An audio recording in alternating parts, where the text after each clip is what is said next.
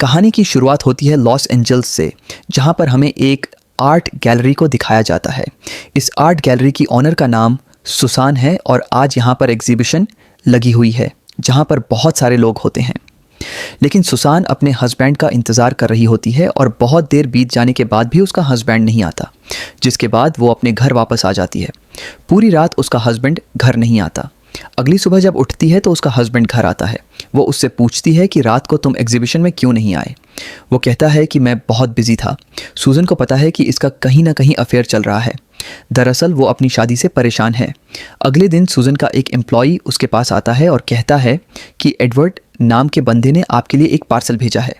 दरअसल सूजन के पहले पति का नाम एडवर्ड है, जिससे उसका डिवोर्स हो चुका है। एडवर्ड एक नॉवलिस्ट है। दरअसल सूजन और एडवर्ड अपने कॉलेज के दिनों में मिले थे और बहुत जल्दी इन दोनों ने शादी कर ली थी। उस वक्त इन दोनों की उम्र बहुत कम थी। सूजन वह पार्सल को खोलती है और उसके अंदर से एक लेटर को निकालती है जो कि एडवर्ड ने उसके लिए लिखा होता है। इस लेटर को देखते ही वो अपने अतीत की यादों में खो जाती है और कहानी यहाँ से जाती है 19 साल पीछे, जहाँ पर सूजन और एडवर्ड को दिखाया जाता है जो दोनों डेट पर जाते हैं। सूजन और एडवर्ड एक दूसरे से शादी करना चाहते हैं। सूजन इसके बारे में अपनी मॉम से बात करती है और उसकी मॉम उसे समझाती है कि मुझे अभी शादी नहीं करनी चाहिए, तुम्हारी उम्र बहुत कम है। एडवर्ड भी अपने करियर में सेटल नहीं है। दरअसल वो एक राइटर बनना चाहता है, पर सूजन अपनी मॉम की एक बात नहीं सुनती और एडवर्ड से शादी कर लेती है। इनकी शादी को कुछ साल बीत जाते हैं और आज भी एडवर्ड बहुत अच्छे पैसे नहीं कमाता, जिस वजह से इनकी फाइनेंशियल कंडीशन बहुत वीक हो जाती है। इस बात से सूजन को बहुत परेशानी होती है, जिस वजह से इन दोनों के रिश्तों में दूरी आना शुरू हो जाती है। इसी दौरान सूजन की एक लड़के से मुलाकात होती है जिसका नाम हटन है और सूजन एक दूसरे के प्रति अट्रैक्ट हो जाते हैं। इन दोनों के बीच में अफेयर शुरू हो जाता है, जिसके बाद ये फैसला करते हैं कि ये एक दूसरे से शादी करेंगे, जिसके लिए सूजन को एडवर्ड को डिवोर्स देना होगा और सूजन प्रेग्नेंट है। ये बात एडवर्ड को पता नहीं होती कि उसकी पत्नी सूजन प्रेग्नेंट है। इसलिए सूजन तय करती है कि वो अपना अबॉर्शन करवा देगी ताकि अबॉर्शन के बाद वो हटन से शादी कर ले। पर इससे पहले कि वो अबॉर्शन करवा ले, एडवर्ड को सब कुछ पता चल जाता है। वो गुस्से में सूजन के पास जाता है और कहता है कि मैंने मेरे साथ धोखा किया है, इस बच्चे पर मेरा भी अधिकार है। आज के बाद मैं तुम्हारी शक्ल नहीं देखूंगा और हमेशा के लिए वो उसकी ज़िंदगी से दूर चला जाता है।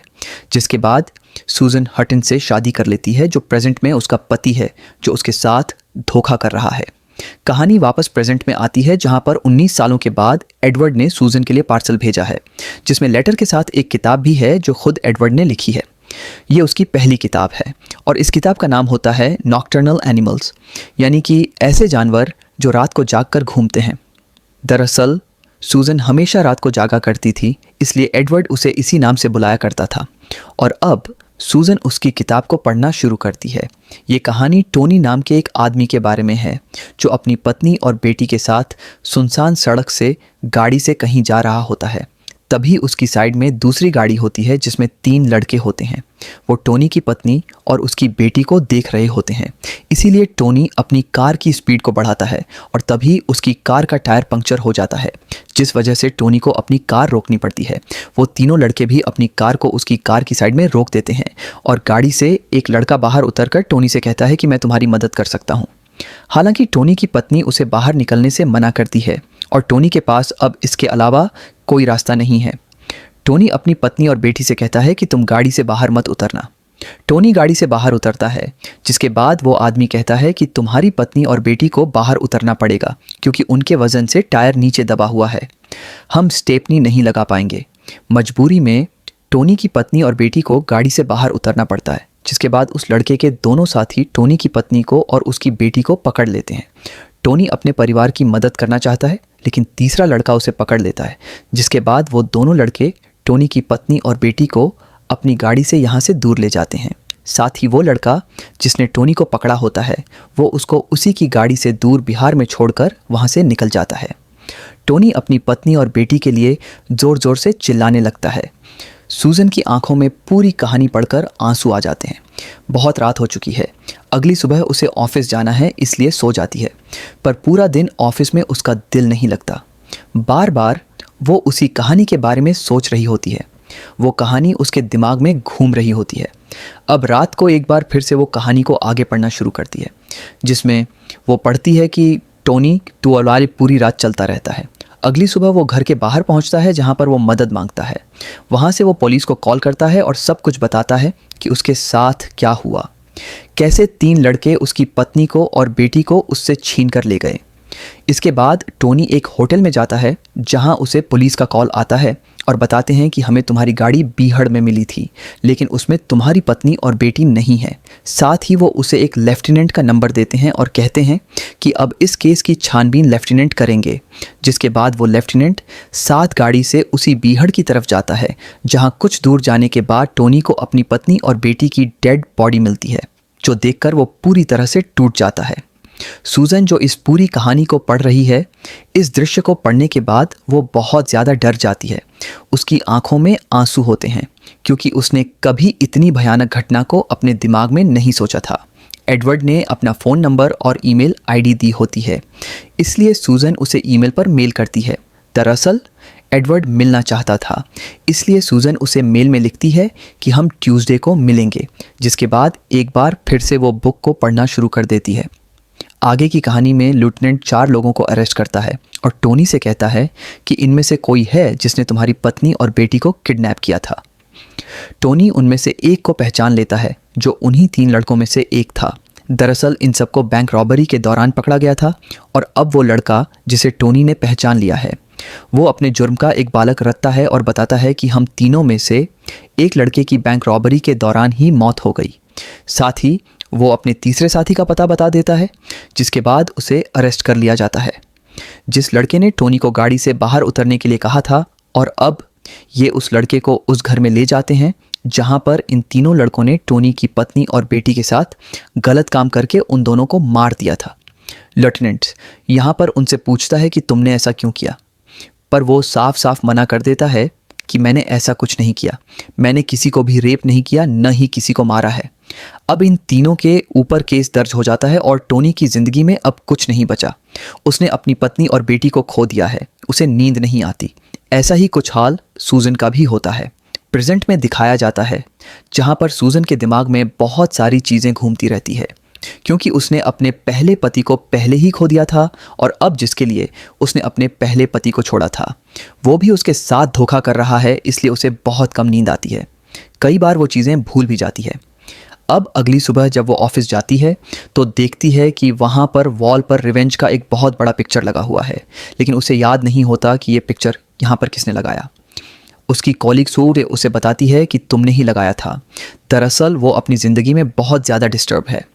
अब रात को जब वो घर आती है तो उसे एडवर्ड का मेल आता है जिसमें वो कहता है कि ट्यूसडे रात को मैं तुमसे मिलने आऊँगा। एक बार फिर से सूजन किताब को पढ़ना शुरू करती है, जहां आगे की कहानी में लेफ्टिनेंट टोनी को कॉल करते हैं और बताते हैं कि उन तीनों को इस बारी कर दिया गया है क्योंकि उनके वकील ने इस केस को जीत लिया। ये सुनकर टोनी को बहुत दुख होता है कि उसकी पत्नी और बेटी के हत्यारे अब आज़ादी से घूम सकते हैं। लेफ्टिनेंट को पता है कि टोनी इस खबर से पूरी तरह से टूट चुका है, इसलिए टोनी से कहते हैं कि मैं बहुत बीमार हूँ, जल्द ही इस दुनिया से चला जाऊँगा। ये शायद मेरा आखिरी केस है। मैं इलीगल तरीके से तो नहीं, लेकिन लीगल तरीके से तुम्हारी मदद कर सकता हूँ। आज रात को तुम मुझसे मिलने आना। और अब टोनी लेफ्टिनेंट से मिलने जाता है। लेफ्टिनेंट कहता है कि भले कानून ने उन्हें सज़ा नहीं दी, लेकिन हम उन्हें मार देंगे। जिसके बाद लेफ्टिनेंट उन तीनों में से 2 को टोनी के पास लाता है, उसे गन देता है, कहता है कि इन दोनों को मार दो। लेकिन इससे पहले कि वो गोली चलाता, लेफ्टिनेंट को खांसी होना शुरू हो जाती है, जिससे वो वहाँ से भागने लगते हैं। लेकिन तभी लेफ्टिनेंट टोनी के हाथ से छीनकर एक को मार देता है। पर उसमें से जो सबसे मेन मुजरिम होता है, जिसने टोनी को गाड़ी से बाहर निकाला था, वो वहाँ से भागने में कामयाब हो जाता है। टोनी कहता है कि मुझे पता है कि वो कहाँ गया होगा। जिसके बाद वो लेफ्टिनेंट से उसकी गन लेता है और उसी घर में चला जाता है जहाँ पर उसकी पत्नी और बेटी को मारा गया था। उसका अंदाज़ा बिल्कुल ठीक होता है, ये मुजरिम यहीं भाग कर आया होता है। टोनी उस पर गन तान देता है और कहता है कि बाहर आओ। वो लड़का बड़ी चालाकी से एक अपने पास रख लेता है और बाहर आने लगता है। साथ ही वो टोनी की पत्नी को उल्टा सीधा कह रहा होता है, इसलिए टोनी उस पर गोली चला देता है। और जैसे टोनी गोली चलाता है, वो टोनी के ऊपर उस रोड से वार करता है, जिससे टोनी बेहोश हो जाता है। सुबह जब टोनी को होश आता है तो वो देखता है कि उसकी गन उसके पास है, उसने उस दूसरे लड़के को मार दिया है और उसे कुछ नहीं दिख रहा होता। वो ज़ख्मी भी होता है, इसलिए लंगड़ा कर धीरे धीरे आगे बढ़ने लगता है। वो आगे घास में गिर जाता है, उसके नीचे उसकी गन आ जाती है जिसका ट्रिगर जल जाता है। गोली लगने से टोनी की मौत हो जाती है। नहीं कि मौत के साथ ही ये कहानी यहीं पर ख़त्म हो जाती है। इस पूरी कहानी को पढ़ने के बाद सूजन बहुत ज़्यादा इमोशनल हो जाती है, क्योंकि उसने इतनी दर्द भरी कहानी पहले कभी नहीं पढ़ी।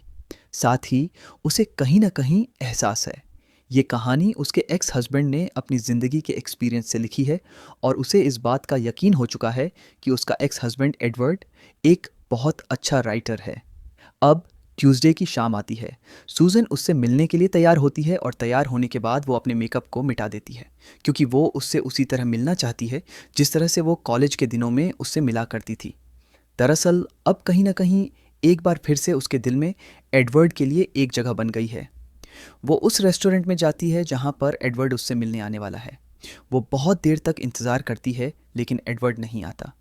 धीरे धीरे पूरा रेस्टोरेंट खाली हो जाता है, और अब सुसान को समझ में आ जाता है कि जो कहानी उसने पढ़ी थी वो खुद एडवर्ड की थी।